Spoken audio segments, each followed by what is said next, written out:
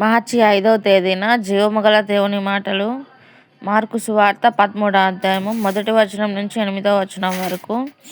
ఆయన దేవాలయంలో నుండి వెళ్ళుచుండగా ఆయన శిష్యులలో ఒకడు, బోధకుడా, ఈ రాళ్ళు ఎలాంటివో, ఈ కట్టడములు ఎలాంటివో చూడుమని ఆయనతో అనెను. అందుకు యేసు, ఈ గొప్ప కట్టడములు చూచుచున్నావే, రాతి మీద రాయి ఒకటైనా ఇక్కడ నిలిచి ఉండకుండా పడద్రోయబడునని అతనితో చెప్పెను. ఆయన దేవాలయము ఎదుట ఒలీవల కొండ మీద కూర్చుండి ఉండగా పేతురు, యాకోబు, యోహాను, అంద్రెయ అనువారు ఆయనను చూచి, ఇవి ఎప్పుడు జరుగును? ఇవన్నీ నెరవేరుబోవు కాలమునకు ఏ గురుతు కలుగును?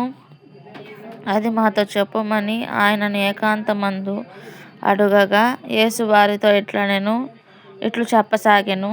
ఎవడునూ మిమ్మును మోసపుచ్చకుండా చూచుకొనుడి. అనేకులు నా పేరట వచ్చి నేనే ఆయననని చెప్పి అనేకులను మోసపుచ్చెదరు.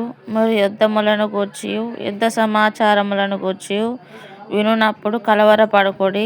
ఇవి జరగవలసి ఉన్నవి గాని అంతము వెంటనే రాదు. జనం మీదికి జనమును, రాజ్యం మీదికి రాజ్యమును లేచును. అక్కడక్కడ భూకంపములు కలుగును, కరువులు వచ్చును. ఇవే వేదనలకు ప్రారంభము. ఆమేన్. స్తోత్రం తండ్రి.